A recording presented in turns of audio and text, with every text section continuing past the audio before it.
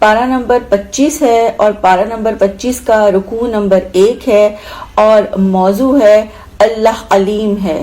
اللہ تعالیٰ نے رکوع کے ابتدا میں فرمایا کہ کوئی چیز بھی اللہ تعالیٰ کے علم سے چھپی ہوئی نہیں ہے۔ فرمایا قیامت کا علم اللہ تعالیٰ ہی کی طرف لوٹایا جاتا ہے، اور اللہ تعالیٰ سارے پھلوں کا علم رکھتا ہے جو بھی شگوفوں سے نکلتے ہیں، اور فرمایا اللہ جانتا ہے کون سی مادہ حاملہ ہوئی، کس نے بچہ جنا۔ پھر اللہ تعالیٰ نے فرمایا کہ جس روز وہ پکارے گا کہ کہاں ہے میرے وہ شریک جنہیں تم میرے سوا پکارتے تھے، تو وہ جواب دیں گے کہ آج کوئی گواہی دینے والا نہیں، اور فرمایا کہ اس وقت ان کے سارے معبود گم ہو جائیں گے، اور اس وقت لوگ سمجھ لیں گے کہ اب کوئی جائے پناہ نہیں ہے۔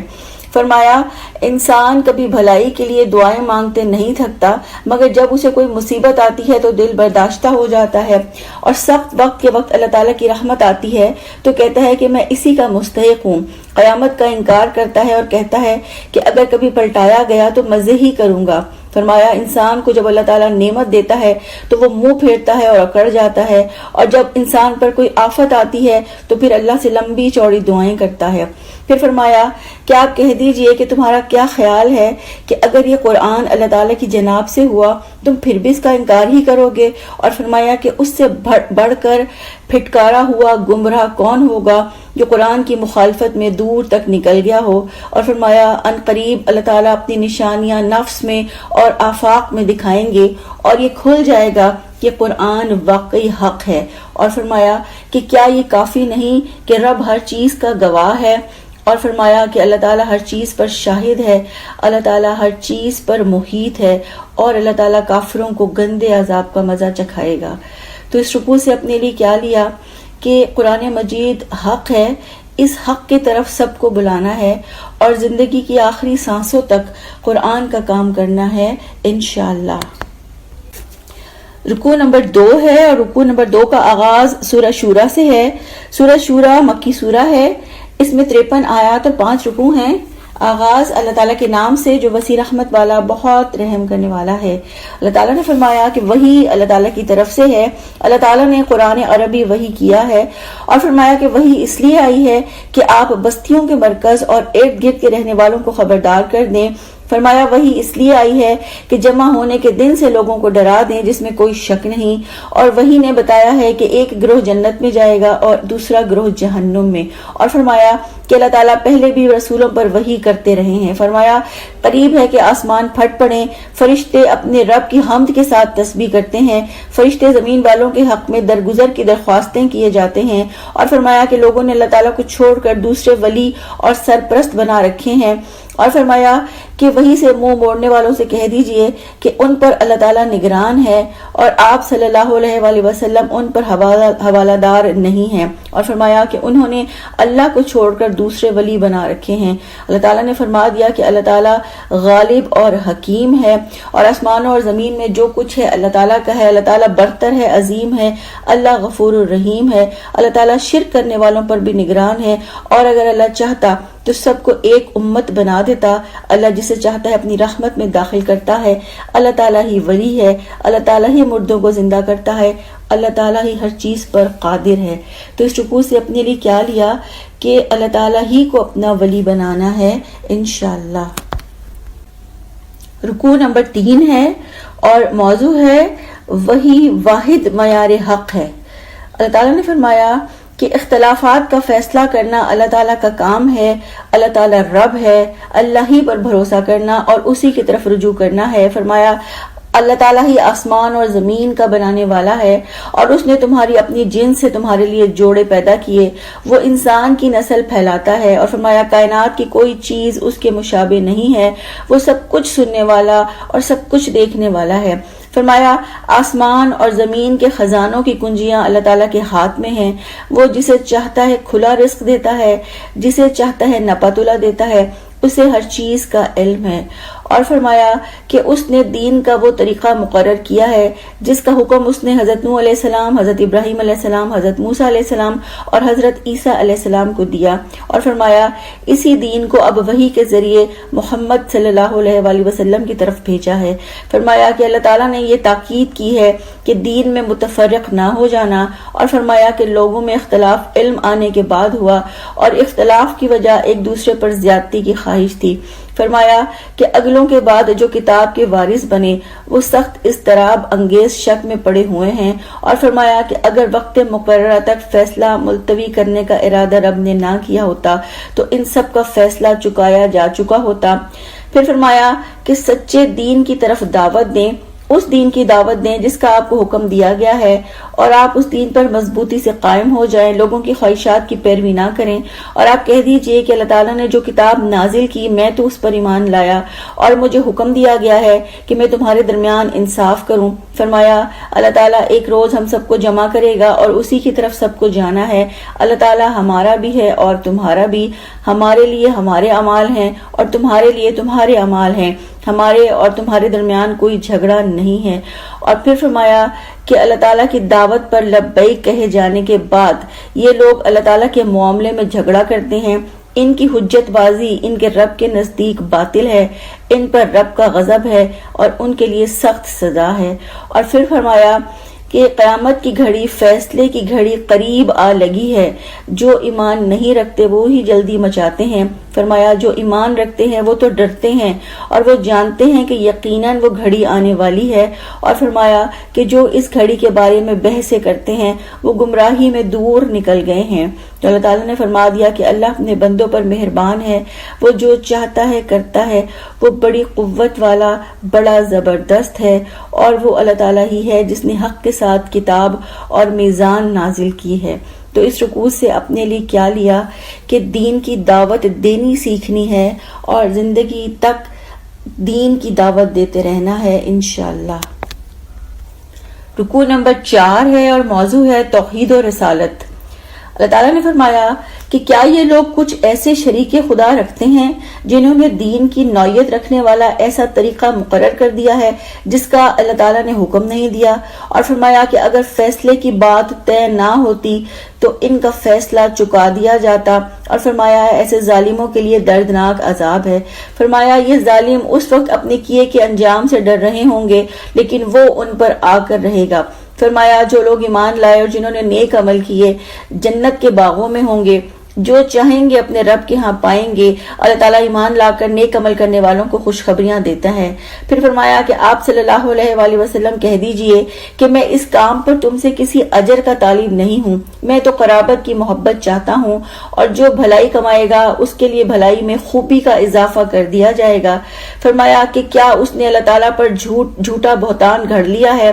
ان لوگوں کے کیے پر اگر اللہ تعالیٰ چاہے تو ان کے دلوں پر مہر لگا دے۔ اللہ تعالیٰ باطل کو مٹا دیتا ہے اور اللہ تعالیٰ اپنے فرمانوں سے حق کو حق کر دکھاتا ہے۔ فرمایا وہ جو چاہتا ہے کرتا ہے، اور فرمایا کہ جو آخرت کی کھیتی چاہتا ہے اللہ تعالیٰ اس کھیتی کو بڑھا دیتا ہے، جو دنیا کی کھیتی چاہتا ہے ہم اسے دنیا میں دیتے ہیں مگر آخرت میں ان کے لیے کوئی حصہ نہیں ہے۔ تو اللہ تعالیٰ نے فرما دیا کہ اللہ تعالیٰ بڑا درگزر کرنے والا اور قدردان ہے، اور اگر اللہ چاہے تو تمہارے دلوں پر مہر لگا دے۔ اللہ تعالیٰ باطل کو اپنے فرمانوں سے مٹا دیتا ہے اور حق کو حق کر دکھاتا ہے۔ اللہ تعالیٰ سینوں کے چھپے راز تک جانتا ہے۔ اللہ تعالیٰ اپنے بندوں کی توبہ قبول کرتا ہے اور اللہ ہی برائیوں سے درگزر فرماتا ہے۔ اور فرمایا کہ اللہ تعالیٰ کو سب لوگوں کے افعال کا علم ہے، اور فرمایا کہ اللہ اپنے فضل سے ایمان لانے والوں کو اور زیادہ دیتا ہے، اور انکار کرنے والوں کے لیے اللہ تعالیٰ کی سزا بہت سخت ہے۔ اور پھر فرمایا کہ اگر اللہ تعالیٰ اپنے سب بندوں کو کھلا رزق دیتا تو وہ زمین میں سرکشی کا طوفان برپا کر دیتے۔ اللہ تعالیٰ ایک حساب سے جتنا چاہتا ہے نازل کرتا ہے۔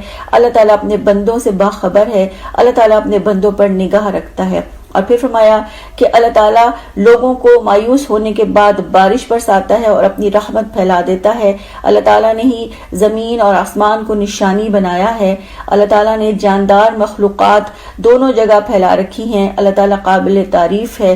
اللہ جب چاہے جاندار مخلوقات کو اکٹھا کر سکتا ہے۔ تو اس رکوع سے اپنے لیے کیا لیا کہ اللہ تعالیٰ سے اپنا تعلق مضبوط کرنا ہے اور آخرت کی کھیتی لگانی ہے انشاءاللہ۔ رکوع نمبر 5 ہے اور موضوع ہے اہل ایمان کی خصوصیات۔ اللہ تعالیٰ نے فرمایا کہ تم زمین میں خدا کو عاجز کر دینے والے نہیں ہو، تم لوگوں پر جو بھی مصیبت آتی ہے وہ تمہارے اپنے ہی ہاتھوں کی کمائی ہے، اور اللہ تعالیٰ کے مقابلے میں تم کوئی حامی اور مددگار نہیں رکھتے، اور فرمایا اللہ تمہارے قصوروں سے درگزر کر جاتا ہے۔ اور پھر فرمایا کہ اس میں نشانیاں ہیں ان جہازوں میں جو سمندر میں پہاڑوں کی طرح نظر آتے ہیں، اللہ تعالیٰ چاہے تو ہوا کو ساکن کر دے اور یہ سمندر کی پیٹھ پر کھڑے کے کھڑے رہ جائیں۔ فرمایا اس میں نشانیاں ہیں صبر کرنے والوں کے لیے۔ پھر فرمایا جو کچھ تمہیں دیا گیا ہے وہ دنیا کی زندگی کا چند روزہ سامان ہے، اور جو اللہ تعالیٰ کے پاس ہے وہ بہتر ہے اور پائیدار بھی ہے۔ اور پھر ایمان والوں کی خصوصیات بیان کرتے ہوئے فرمایا کہ ایمان والے اپنے رب پر بھروسہ کرتے ہیں، بڑے بڑے گناہوں اور بے حیائی کے کاموں سے پرہیز کرتے ہیں، اگر غصہ آ جائے تو درگزر کرتے ہیں، اپنے رب کا حکم مانتے ہیں، نماز قائم کرتے ہیں، اور اپنے آپس کے معاملات مشورے سے طے کرتے ہیں۔ اور فرمایا کہ ہم نے جو کچھ انہیں رزق دیا ہے اس میں سے وہ خرچ کرتے ہیں، اور جب ان پر زیادتی کی جاتی ہے تو اس کا مقابلہ کرتے ہیں، اور زیادتی پر بدلہ لینے کی قدرت کے باوجود معاف کرتے ہیں اور اصلاح کرتے ہیں۔ اور فرمایا کہ بہت ہمت والے ہیں، صبر کرتے ہیں، درگزر کرتے ہیں۔ اور پھر فرمایا کہ ظلم کا بدلہ، برائی کا بدلہ ویسی ہی برائی ہے، اور ظلم کے بدلے پر ملامت نہیں کی جا سکتی، جو معاف کر دے اور اصلاح کرے اس کا اجر اللہ تعالیٰ کے ذمے ہے۔ اور پھر فرمایا ملامت کے مستحق تو وہ لوگ ہیں جو دوسروں پر ظلم کرتے ہیں، زمین میں ناحق زیادتیاں کرتے ہیں، ایسے لوگوں کے لیے دردناک عذاب ہے۔ اور فرمایا ان کے لیے کوئی جائے پناہ نہیں، اگر اللہ تعالیٰ بہت سے گناہ گاروں کو درگزر نہ کرے تو وہ اپنے لیے کوئی جائے پناہ نہ پائیں، اگر چند ہی لوگوں کی پاداش میں گناہ گاروں کو ڈبو دے۔ اور فرمایا جو اللہ تعالیٰ کی آیات میں جھگڑا کرتے ہیں ان کے لیے بھی کوئی جائے پناہ نہیں ہوگی۔ تو اللہ تعالیٰ نے واضح فرما دیا کہ اللہ تعالیٰ کے ہاں جو کچھ ہے وہ ایمان والوں کے لیے ہے، اور جو کچھ اللہ کے پاس ہے وہی بہتر اور پائیدار ہے۔ تو اس رکوع سے اپنے لیے کیا لیا کہ ایمان والوں کی خصوصیات اپنے اندر پیدا کرنی ہے انشاءاللہ۔ رکوع نمبر 6 ہے اور موضوع ہے ظالموں کا انجام۔ اللہ تعالیٰ نے رکوع کی ابتدا میں فرمایا کہ جسے اللہ تعالیٰ گمراہی میں پھینک دے پھر اس کا کوئی سنبھالنے والا اللہ تعالیٰ کے سوا نہیں ہے، اور فرمایا کہ یہ گمراہ ہونے والے ظالم جب عذاب کو دیکھیں گے تو کہیں گے کہ کیا اب پلٹنے کا کوئی راستہ ہے، اور فرمایا جب یہ جہنم کے سامنے لائے جائیں گے تو ذلت کے مارے جھکے جا رہے ہوں گے اور کنکھیوں سے ادھر ادھر دیکھیں گے، اور اس وقت ایمان والے کہیں گے کہ یقیناً نقصان اٹھانے والے تو وہی ہیں جنہوں نے قیامت کے دن اپنے آپ کو اور اپنے گھر والوں کو نقصان میں ڈال دیا۔ اور فرمایا کہ خبردار رہو، آگاہ رہو، ظالم لوگ مستقل عذاب میں ہوں گے، اور ان کا کوئی حامی اور سرپرست نہ ہوگا جو اللہ کے مقابلے میں ان کی مدد کو آئے۔ اور فرمایا جسے اللہ گمراہی میں پھینک دے اس کے بچاؤ کا تو کوئی راستہ نہیں۔ اور پھر فرمایا کہ ایمان لے آؤ اپنے رب پر قبل اس کے کہ وہ دن آئے جس کے ٹلنے کی کوئی صورت اللہ تعالیٰ کی طرف سے نہیں ہے، اس دن تمہارے لیے کوئی جائے پناہ نہ ہوگی، اس دن کوئی تمہارے حال کو بدلنے کی کوشش کرنے والا بھی نہ ہوگا۔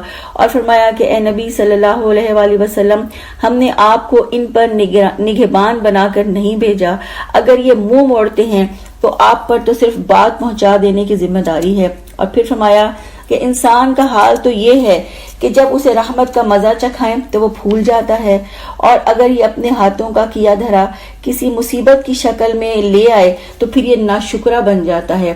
فرمایا کہ اللہ تعالیٰ زمین اور آسمان کی بادشاہی کا مالک ہے، وہ جو چاہتا ہے پیدا کرتا ہے، جسے چاہتا ہے لڑکے دیتا ہے، جسے چاہتا ہے لڑکیاں دیتا ہے، جسے چاہتا ہے لڑکے اور لڑکیاں ملا کر دیتا ہے، اور جسے چاہتا ہے بانجھ کر دیتا ہے، وہ سب کچھ جانتا ہے، ہر چیز پر قدرت رکھنے والا ہے۔ اور فرمایا کہ کسی بشر کا یہ مقام نہیں کہ اللہ تعالیٰ سے روبرو بات کرے۔ فرمایا اس کی بات تو وحی کے اشارے سے ہوتی ہے، پردے کے پیچھے سے ہوتی ہے، اور پیغام لانے والا وہ فرشتہ بھیجتا ہے جو اللہ تعالیٰ کے حکم سے جو چاہتا ہے وہی کرتا ہے۔ اور فرمایا کہ ہم نے ایک روح تمہاری طرف وحی کی ہے، تمہیں کچھ پتا نہ تھا کہ کیا کتاب کیا ہوتی ہے اور ایمان کیا ہوتا ہے۔ فرمایا اس روح کو ہم نے روشنی بنایا ہے جس سے ہم اپنے بندوں میں سے جس کو چاہتے ہیں راستہ دکھاتے ہیں، تم سیدھے راستے کی طرف رہنمائی کر رہے ہو۔ اور فرمایا کہ تم اللہ تعالیٰ کے راستے کی طرف رہنمائی کر رہے ہو جو زمین اور آسمان کی ہر چیز کا مالک ہے۔ اور فرمایا کہ اللہ تعالیٰ ہی زمین اور آسمان کی بادشاہی کا مالک ہے. اللہ جو چاہے پیدا کرتا ہے. اللہ سب جانتا ہے اور ہر چیز پر قدرت رکھتا ہے. اللہ تعالیٰ برتر اور حکیم ہے اور سارے معاملات اللہ تعالیٰ کی طرف رجوع کیے جاتے ہیں. تو اس رکوع سے اپنے لیے کیا لیا کہ وحی کی روشنی سے تا حیات خود بھی فائدہ اٹھانا ہے اور دوسروں تک بھی یہ روشنی پہنچانی ہے انشاءاللہ. رکوع نمبر 7 ہے اور رکوع نمبر 7 کا آغاز سورہ زخرف سے ہے. سورہ زخرف مکی سورہ ہے. اس میں 89 آیات اور 7 رکوع ہیں. آغاز اللہ تعالیٰ کے نام سے جو وسیع رحمت والا بہت رحم کرنے والا ہے. اللہ تعالیٰ نے فرمایا کہ واضح کتاب کی قسم یقیناً ہم نے اسے عربی زبان کا قرآن بنایا ہے تاکہ تم اسے سمجھ سکو. اور فرمایا کہ یقیناً یہ اصل کتاب میں ہمارے پاس ہے. یہ بہت بلند مرتبہ ہے اور پر حکمت ہے. اور فرمایا کہ اب کیا اس لیے ہم درس نصیحت بھیجنا چھوڑ دیں کہ تم حد سے گزرے ہوئے لوگ ہو. اور پھر فرمایا کہ پہلی قوموں میں بھی نبی بھیجے گئے اور کبھی ایسا نہیں ہوا کہ نبی بھیجا ہو اور انہوں نے اس کا مذاق نہ اڑایا ہو. فرمایا پھر اللہ تعالیٰ نے ان سے زیادہ طاقتور لوگوں کو ہلاک کر دیا اور ان کی مثالیں گزر چکی ہیں. پھر فرمایا کہ آسمان اور زمین کا بنانے والا اللہ تعالیٰ ہے. فرمایا ان سے پوچھو تو یہ خود کہیں گے کہ زمین اور آسمان کو زبردست علیم ہستی نے پیدا کیا جس نے زمین کو گہوارہ بنایا, جس نے زمین میں راستے بنائے تاکہ منزل تک پہنچ سکو, اور اسی رب نے خاص مقدار میں پانی اتار کر زمین کو زندہ کیا. فرمایا جو زمین سے نباتات برآمد کرتا ہے اور اسی نے تمام جوڑے پیدا کیے ہیں. اور فرمایا اسی نے کشتیوں اور جانوروں کو سواری بنایا تاکہ تم ان کی پشت پر چڑھو اور رب کا احسان یاد کرو. اور فرمایا کہ جب سواری پر سوار ہوں تو یہ دعا کریں کہ پاک ہے وہ جس نے ہمارے لیے ان چیزوں کو مسخر کر دیا. ہم انہیں قابو میں لانے کی قدرت نہیں رکھتے تھے اور ایک روز ہمیں اپنے رب کی طرف لوٹنا ہے. اور فرمایا کہ سب کچھ جانتے ہوئے بھی لوگوں نے بعض کو اللہ تعالیٰ کا حصہ بنا دیا, اللہ کا شریک بنا دیا. انسان تو کھلا احسان فراموش ہے. تو اللہ تعالیٰ نے فرما دیا کہ اللہ تعالیٰ کے نزدیک قرآن بڑی بلند مرتبہ اور حکمت سے لبریز کتاب ہے. اللہ تعالیٰ زبردست ہے, جاننے والا ہے, اور ایک روز ہمیں اپنے رب ہی کی طرف لوٹ کے جانا ہے. تو اس رکوع سے اپنے لیے کیا لیا کہ اللہ کی کتاب کو سمجھنا ہے اور اللہ کی کتاب کو دوسروں تک پہنچانا ہے, اور اس رکوع میں شامل دعا کو یاد کرنا ہے انشاءاللہ. رکوع نمبر 8 ہے اور موضوع ہے گمراہیوں کا رد.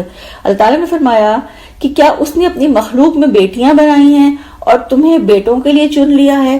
فرمایا کہ یہ کہتے ہیں کہ خدائے رحمان چاہتا تو ہم ان کو نہ پوچھتے, اور یہ کہتے ہیں کہ ہم نے تو اپنے باپ دادا کو اسی طریقے پر پایا کہ وہ بھی فرشتوں کی عبادت کرتے تھے. فرمایا کہ ان کی یہ گمراہی ہے کہ فرشتے عورتیں ہیں, کیا انہوں نے ان کے جسم کی ساخت دیکھی ہے. فرمایا ان کی یہ گواہی لکھ دی جائے گی اور انہیں اس کا جواب دینا ہوگا.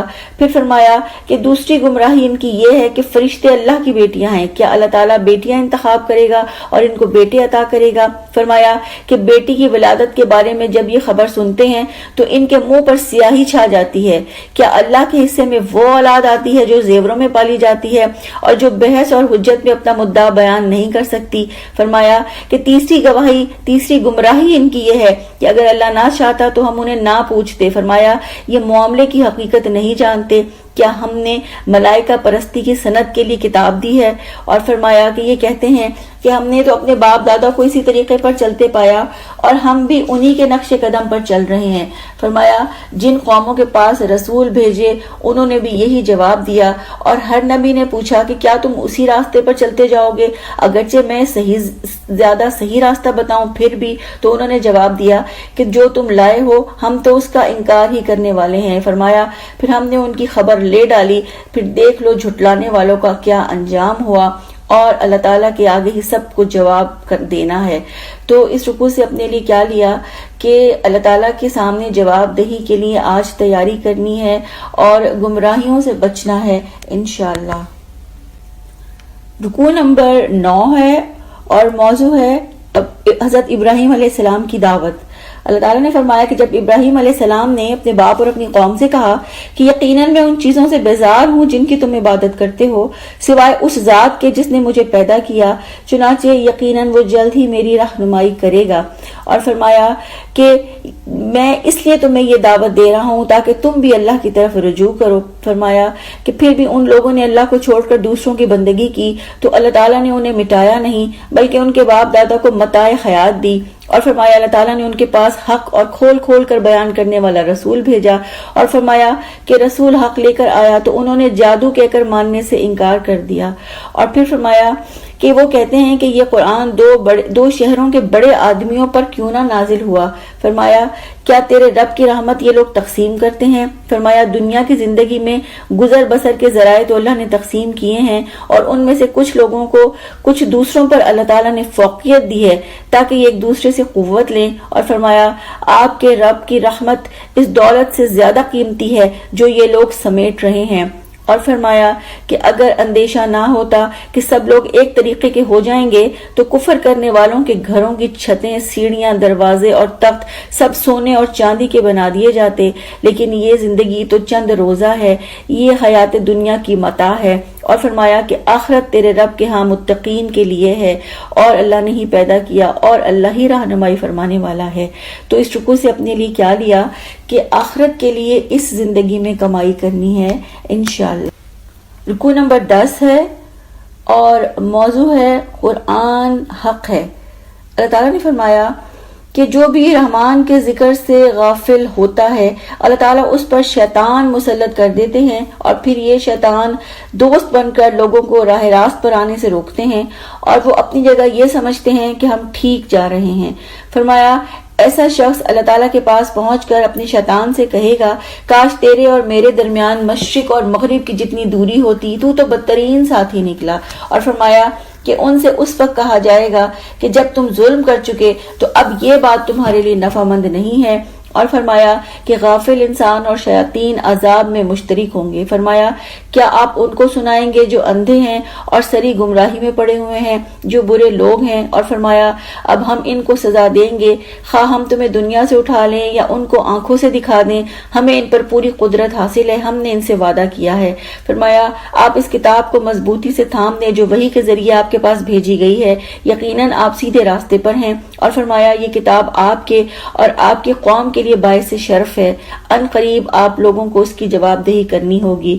اور پھر فرمایا کہ آپ ان سے پوچھ سکتے ہیں جنہیں ہم نے آپ سے پہلے رسولوں میں سے بھیجا تھا کہ کیا ہم نے رحمان کے سوا دوسرے معبود ٹھہرائے تھے کہ ان کی عبادت کی جائے؟ تو اللہ نے فرما دیا کہ اللہ تعالیٰ کو سب پر پوری قدرت حاصل ہے۔ تو اس رکوع سے اپنے لیے کیا لیا کہ شیطان کو اپنا دوست نہیں بنانا انشاءاللہ۔ رکوع نمبر 11 ہے اور موضوع ہے حضرت موسیٰ علیہ السلام۔ فرمایا کہ ہم نے حضرت موسیٰ علیہ السلام کو فرعون کے پاس نشانیاں دے کر بھیجا۔ حضرت موسیٰ علیہ السلام نے کہا کہ میں رب العالمین کا رسول ہوں، اور جب حضرت موسیٰ نے نشانیاں پیش کی تو انہوں نے ان کا مذاق اڑایا، اور اللہ تعالیٰ نے ایک پر ایک نشانی دکھائی جو پہلی سے بڑھ کر تھی، اور فرمایا کہ اللہ تعالیٰ نے ان کو یہ نشانیاں اس لیے دکھائیں شاید کہ وہ اپنی روش سے باز آ جائیں، اور فرمایا کہ ہر عذاب کے موقع پر وہ کہتے کہ اے جادوگر اپنے رب سے دعا کرو، ہم راہ راست پر آ جائیں گے، اور فرمایا کہ جب ہم ان سے عذاب ہٹا لیتے تو وہ اپنی بات سے پھر جاتے، اور فرمایا کہ ایک روز فرعون نے دربار میں کہا کہ لوگو کیا مصر کی بادشاہی میری نہیں؟ کیا نہریں میرے نیچے نہیں بہتی؟ کیا لوگوں کو نظر نہیں آتا کہ میں بہتر ہوں یا یہ جو حقیر اور ذلیل ہے اور یہ اپنی بات کھول کر بیان بھی نہیں کر سکتا؟ اور پھر اس نے اپنے درباریوں سے کہا کہ کیوں نہ اس پر سونے کے کنگن اتارے گئے اور کیوں نہ کوئی فرشتہ اس کی مدد کو آیا۔ فرمایا کہ قوم نے فرعون کی اطاعت کی، فرعون نے اپنی قوم کو ہلکا سمجھا، اور فرمایا کہ وہ فاسق لوگ تھے، اور فرمایا کہ انہوں نے اللہ کو غضبناک کر دیا تو اللہ تعالیٰ نے ان سے انتقام لیا اور ان سب کو اکٹھا غرق کر دیا اور بعد میں آنے والوں کے لیے پیش رو اور نمونہ عبرت بنا دیا۔ اللہ تعالیٰ نے واضح فرمایا کہ اللہ ہی نمونہ عبرت بنانے والا ہے اور اللہ تعالیٰ ہی نشانیاں دکھانے والا ہے۔ تو اس رکوع سے اپنے لیے کیا لیا کہ لوگوں کے مذاق اڑانے کے باوجود بے خوف ہو کر حضرت موسیٰ علیہ السلام کی طرح اللہ تعالیٰ کی طرف بلانا ہے انشاءاللہ۔ رکوع نمبر 12 ہے اور موضوع ہے ابن مریم علیہ السلام۔ اللہ تعالیٰ نے رکوع کی ابتدا میں فرمایا کہ جب ابن مریم یعنی حضرت عیسیٰ علیہ السلام کی مثال دی گئی تو آپ کی قوم کے لوگوں نے اس پر بہت شور مچایا اور انہوں نے کہا کہ ہمارے معبود اچھے ہیں یا وہ، اور پھر انہوں نے فرمایا کہ یہ مثال تو محض جھگڑے کے لیے بیان کی گئی ہے، اور فرمایا بلکہ یہ لوگ ہی جھگڑالو ہیں، اور پھر فرمایا حضرت عیسیٰ علیہ السلام کے بارے میں کہ وہ اللہ کا بندہ تھا جس پر انعام کیا گیا تھا اور بنی اسرائیل کے لیے اللہ تعالیٰ کی قدرت کا نمونہ تھا، اور فرمایا کہ اگر ہم چاہیں تو تمہارے اندر سے فرشتے بنا دیں جو زمین میں جانشین ہوں، اور فرمایا کہ وہ قیامت کی نشانی ہے، یعنی عیسیٰ علیہ السلام قیامت کی نشانی ہے، اس میں شک نہ کرو اور میری بات مان لو، یہی سیدھا راستہ ہے، ایسا نہ ہو کہ شیطان تمہیں اس سے روک دے، شیطان تمہارا کھلا دشمن ہے۔ اور فرمایا کہ جب عیسیٰ علیہ السلام ان کے پاس نشانیاں لائے تو حضرت عیسیٰ علیہ السلام نے کہا کہ میں تمہارے پاس حکمت لایا ہوں، تم پر حقیقت کھولنا چاہتا ہوں ان باتوں کی جن میں تمہیں اختلاف ہے، تم اللہ تعالیٰ سے ڈرو اور میری بات مان لو، اللہ تعالیٰ میرا رب بھی ہے اور تمہارا رب بھی۔ اور انہوں نے کہا کہ اللہ کی عبادت کرو، یہی سیدھا راستہ ہے، مگر ان کی قوم نے آپس میں اختلاف کیا۔ فرمایا تباہی ہے ان لوگوں کے لیے جنہوں نے ظلم کیا دردناک دن کے عذاب سے، اور فرمایا قیامت کا دن اچانک آ جائے گا اور انہیں خبر بھی نہ ہوگی، اور فرمایا تقوی والوں کے علاوہ سب دوست ایک دوسرے کے دشمن بن جائیں گے، اور فرمایا کہ اللہ ہی سے ڈرنا ہے اور اللہ میرا رب بھی ہے اور سب کا رب ہے۔ تو اس رکوع سے اپنے لیے کیا لیا کہ قیامت کے آنے سے پہلے اپنے اعمال اچھے کرنے ہیں اور لوگوں کو بھی اچھے اعمال کی طرف بلانا ہے انشاءاللہ۔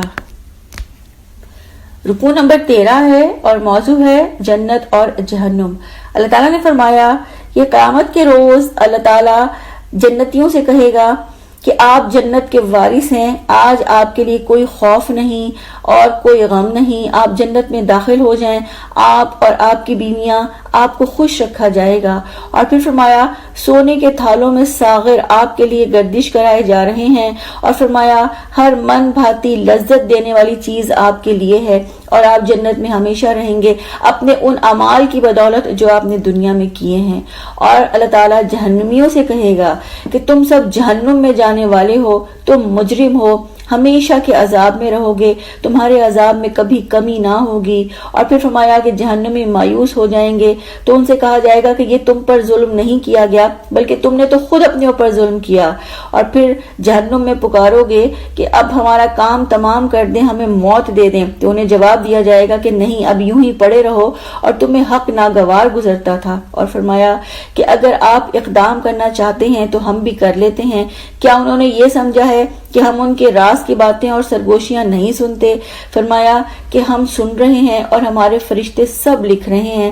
فرمایا ان سے کہہ دیجئے کہ اگر واقعی رحمان کی کوئی اولاد ہوتی تو سب سے پہلے میں اس کی عبادت کرتا، اللہ تعالیٰ پاک ہے ان باتوں سے جو یہ اس کی طرف منسوب کرتے ہیں۔ فرمایا انہیں چھوڑ دو، یہ اپنے باطل خیالات میں غرق رہیں، یہ اپنے کھیل میں مشغول رہیں۔ اور فرمایا اس دن تک جس کا انہیں خوف دلایا جا رہا ہے۔ فرمایا اللہ کو چھوڑ کر یہ جنہیں پکارتے ہیں ان کے پاس تو شفاعت کا کوئی اختیار نہیں۔ فرمایا علم کی بنا پر حق کی گواہی نہیں دے سکتے۔ فرمایا اگر آپ ان سے پوچھیں کہ آپ کو کس نے پیدا کیا تو یہ کہیں گے اللہ تعالیٰ نے۔ فرمایا پھر یہ کہاں سے دھوکہ کھا رہے ہیں، یہ لوگ ایمان کیوں نہیں لاتے؟ اور فرمایا آپ ان سے درگزر کر دیں اور آپ ان سے کہہ دیں کہ سلام ہے تم پر، ان قریب تمہیں پتہ چل جائے گا۔ اللہ تعالیٰ علیم ہے، اللہ حکیم ہے، اور اللہ تعالیٰ ہر شرک سے بالاتر ہے۔ تو اس رکوع سے اپنے لیے کیا لیا کہ جنت کی وراثت پانے کے لیے ایمان اور عمل صالح کی کوشش کرنی ہے انشاءاللہ۔ رکوع نمبر 14 ہے اور رکوع نمبر 14 کا آغاز سورہ دخان سے ہے۔ سورہ دخان مکی سورہ ہے، اس میں 59 آیات اور 3 رکوع ہیں۔ آغاز اللہ تعالیٰ کے نام سے جو وسیع رحمت والا، بہت رحم کرنے والا ہے۔ اللہ تعالیٰ نے رکوع کی ابتدا میں فرمایا کہ واضح کتاب کی قسم، یقیناً ہم نے اس کتاب کو ایک بابرکت رات میں نازل کیا ہے، اور فرمایا یہ وہ رات ہے جس میں ہر حکیمانہ فیصلہ ہمارے حکم سے صادر کیا جاتا ہے۔ اور پھر فرمایا کہ ہم نے اپنی جناب سے ان کے پاس رسول بھیجا مگر انہوں نے رسول کی طرف کوئی توجہ نہ کی اور انہوں نے کہا کہ یہ تو سکھایا پڑھایا مجنوں ہے۔ فرمایا کہ اگر ہم ان پر سے عذاب ہٹا دیں تو یہ پھر وہی کچھ کریں گے جو پہلے کرتے رہے ہیں۔ اور فرمایا کہ قیامت کے روز اللہ تعالیٰ ان پر بڑی ضرب لگائے گا اور ان سے اس غفلت کا انتقام لے گا جس غفلت میں وہ پڑے ہوئے ہیں۔ اور فرمایا کہ جس دن آسمان دھواں لیے ہوئے آئے گا اور یہ دھواں لوگوں پر چھا جائے گا، یہ دردناک سزا ہے، اور وہ یہ کہیں گے کہ اے ہمارے رب ہم پر سے یہ عذاب ہٹا دے۔ پھر فرمایا کہ ہم نے اس سے پہلے فرعون کی قوم کو آزمائش میں ڈالا جب ان کے پاس ایک معزز رسول آیا اور اس رسول نے ان سے کہا کہ اللہ کے بندوں کو میرے حوالے کر دو، میں امانت دار رسول ہوں اور اللہ تعالیٰ کے مقابلے میں سرکشی اختیار نہ کرو، اور میں تو تمہارے سامنے سری سند پیش کرتا ہوں۔ اور فرمایا کہ میں اپنے رب اور تمہارے رب کی پناہ لے چکا، اس لیے تم مجھ پر حملہ آور نہ ہو۔ اور فرمایا کہ میری بات نہیں مانتے تو مجھ پر ہاتھ ڈالنے تو باز رہو۔ تو رسول نے رب کو پکارا کہ مجرم لوگ نہیں مانتے۔ اللہ تعالیٰ نے فرمایا راتوں رات میرے بندوں کو لے چلو، یہ پیچھا کریں گے، یہ غرق ہوں گے۔ اور فرمایا کہ یہ اپنے پیچھے شاندار محل اور عیش کے سامان چھوڑ گئے۔ اللہ تعالیٰ نے ان چیزوں کا دوسروں کو وارث بنا دیا، اور فرمایا نہ آسمان ان پر رویا اور نہ ہی انہیں ذرا سی مہلت دی گئی۔ اللہ تعالیٰ نے واضح فرما دیا کہ اللہ تعالیٰ ہی آسمانوں اور زمین کا رب ہے، اور اللہ تعالیٰ ہر اس چیز کا رب ہے جو آسمانوں اور زمین کے درمیان ہے۔ اللہ تعالیٰ کے سوا کوئی معبود نہیں، اللہ ہی زندگی عطا کرتا ہے اور وہی موت دیتا ہے، اور اللہ ہمارا رب بھی ہے اور پچھلے گزرے ہوئے لوگوں کا رب بھی۔ اور فرمایا کہ اللہ تعالیٰ ہی رسول بھیجنے والا ہے، وہ سب کچھ سننے والا، سب کچھ جاننے والا ہے۔ تو اس رکوع سے اپنے لیے کیا لیا کہ جو بابرکت کتاب اللہ نے نازل کی ہے اس کو سیکھنا ہے، سکھانا ہے اور اس کے لیے وقت لگانا ہے انشاءاللہ۔ رکوع نمبر 15 ہے اور موضوع ہے بنی اسرائیل۔ اللہ تعالیٰ نے رکوع کی ابتدا میں فرمایا کہ ہم نے بنی اسرائیل کو رسوا کن عذاب سے نجات دلائی، فرعون سے نجات دلائی جو سرکش تھا اور حد سے گزر جانے والا تھا، اور فرمایا کہ ہم نے بنی اسرائیل کے حالات جانتے ہوئے بھی اسے دوسری قوموں پر ترجیح دی، اور اللہ نے فرمایا کہ ہم نے ان کو وہ نشانیاں دکھائیں جن میں آزمائش تھی۔ اور پھر فرمایا کہ انہوں نے کہا کہ ہماری پہلی موت کے سوا تو اور کچھ نہیں اور ہم دوبارہ اٹھائے جانے والے نہیں ہیں۔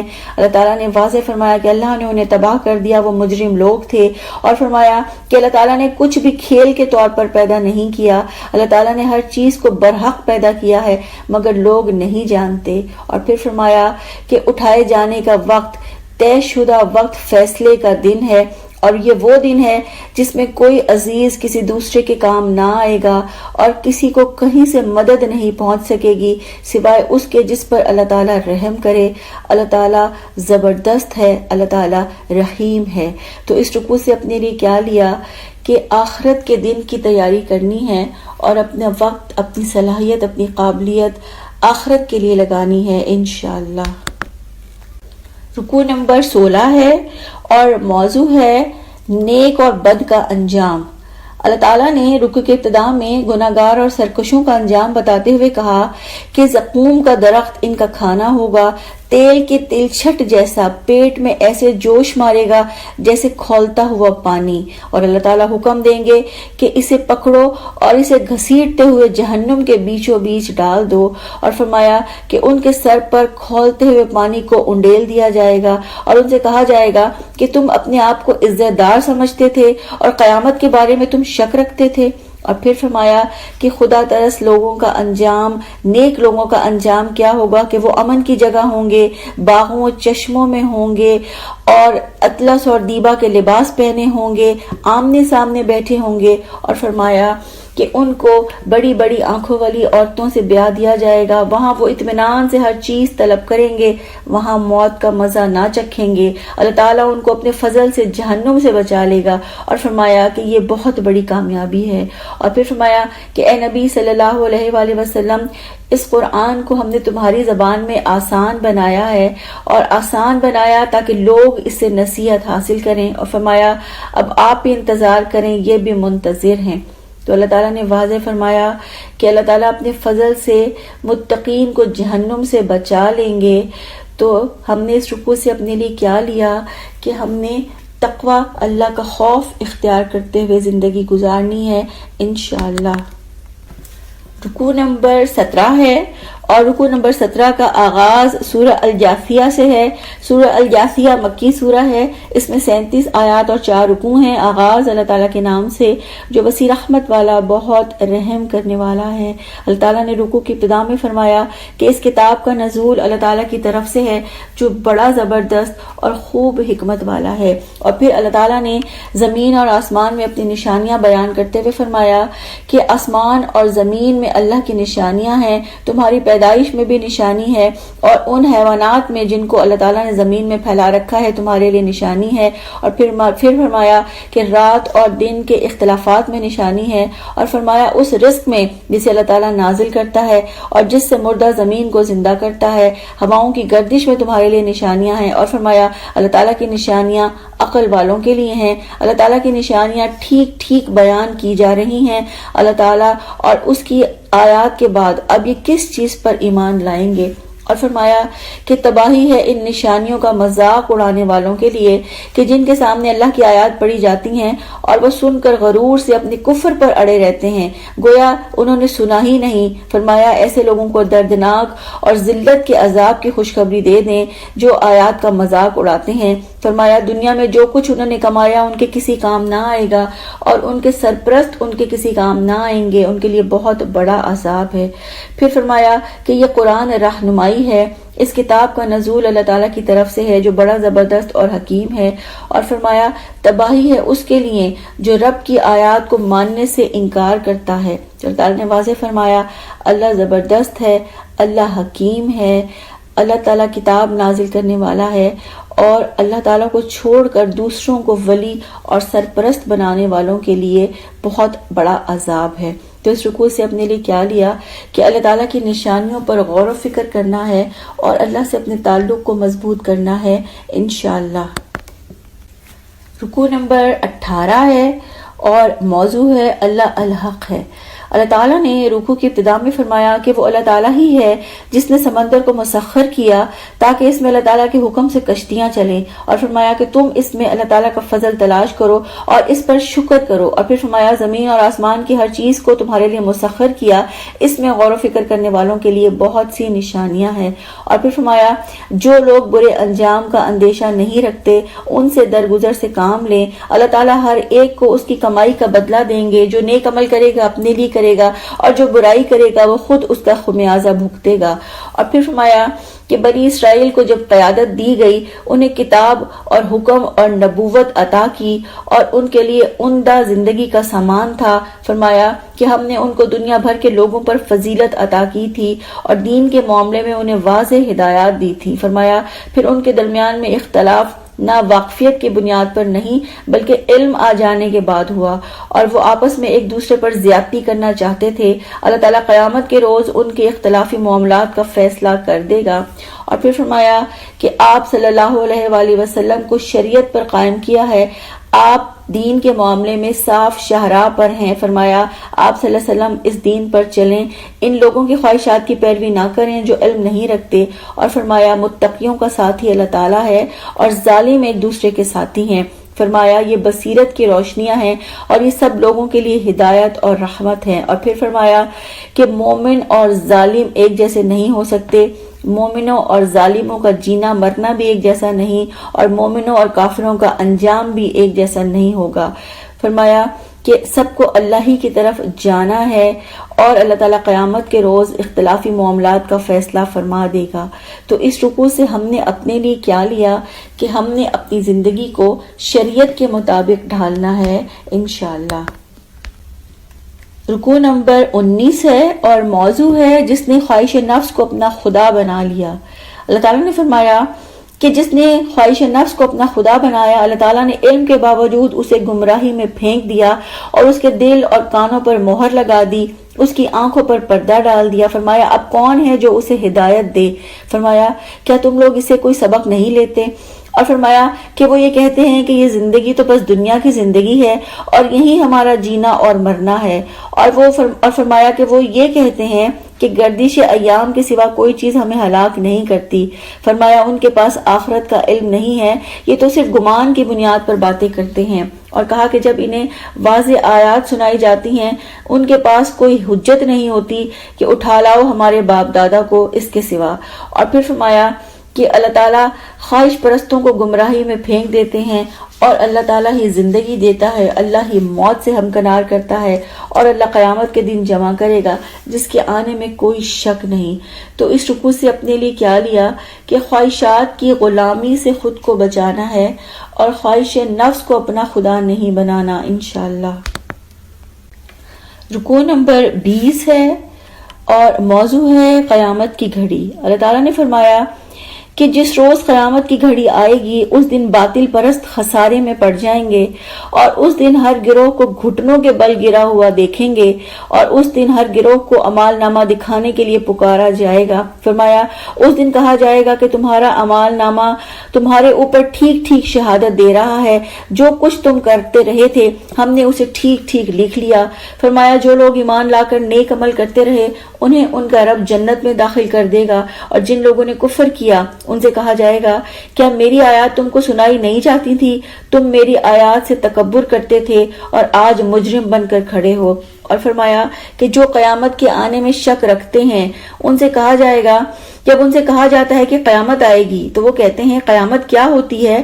ہمیں گمان ہے، یقین نہیں۔ فرمایا اس دن ان کے اعمال کی برائیاں کھل جائیں گی اور اس دن اس چیز کے پھیرے میں وہ آ جائیں گے جن کا وہ مذاق اڑایا کرتے تھے۔ فرمایا ان سے کہہ دیا جائے گا کہ آج ہم بھی تمہیں اسی طرح بھلائے دیتے ہیں جس طرح تم ہماری اس دن کی ملاقات کو بھول گئے تھے۔ آج تمہارا ٹھکانہ دوزخ ہے اور آج کوئی تمہاری مدد کرنے والا نہیں۔ اور فرمایا ان سے کہا جائے گا کہ تم نے اللہ تعالیٰ کی آیات کا مذاق بنا لیا تھا اور تمہیں دنیا کی زندگی نے دھوکے میں ڈال دیا تھا۔ اور فرمایا قیامت کے دن انہیں آگ سے نہیں نکالا جائے گا اور اس دن انہیں معافی دے کر دوزخ سے ہرگز نہیں نکالا جائے گا۔ تو اللہ تعالیٰ نے فرمایا کہ اللہ کا وعدہ برحق ہے، اللہ تعالیٰ ہی سب کا پروردگار ہے، زمین اور آسمان کی بڑائی صرف اللہ کے لیے ہے اور وہ بڑا زبردست اور دانا ہے۔ تو اس رکوع سے اپنے لیے کیا لیا کہ قیامت کے آنے سے پہلے پہلے اپنے اعمال اچھے کرنے ہیں اور اس قرآن سے اپنے لیے واعظ و نصیحت لینی ہے انشاءاللہ۔ یہ تھا پارہ نمبر 25۔ اللہ تعالیٰ سے دعا ہے اللہ تعالیٰ اس پارے کا سچا اور صحیح فہم عطا فرمائیں اور اس کو بہترین طریقے سے سیکھنے، سکھانے، عمل کرنے اور آگے پہنچانے والا بنا دیں۔ آج کی حدیث ہے، شہر بن خوشب کہتے ہیں کہ میں نے حضرت ام سلمہ رضی اللہ عنہا سے پوچھا، اے ام المومنین، جب رسول اللہ صلی اللہ علیہ وآلہ وسلم آپ کے پاس ہوتے تو کون سی دعا بکثرت پڑھتے تھے؟ انہوں نے کہا کہ آپ صلی اللہ علیہ وآلہ وسلم زیادہ تر یہ دعا پڑھتے تھے، یا مقلب القلوب ثبت قلبی علی دینک، میرے دل کو، اے دلوں کو الٹ پلٹ کرنے والے، میرے دل کو اپنے دین پر ثابت رکھ۔ فرمایا کہ جب آپ صلی اللہ علیہ وآلہ وسلم سے اس دعا کی وجہ دریافت کی گئی تو آپ صلی اللہ علیہ وآلہ وسلم نے فرمایا کہ ہر آدمی کا دل اللہ تعالیٰ کی انگلیوں میں سے 2 انگلیوں کے درمیان ہے اور اس کی مرضی ہے کہ جس کو چاہے راہ ہدایت پر ثابت رکھے اور جس کو چاہے گمراہ کر دے۔ سبحانک اللہم و بحمدک، نشہد ان لا الہ الا انت، نستغفرک و نتوب الیک۔ السلام علیکم و رحمۃ اللہ وبرکاتہ۔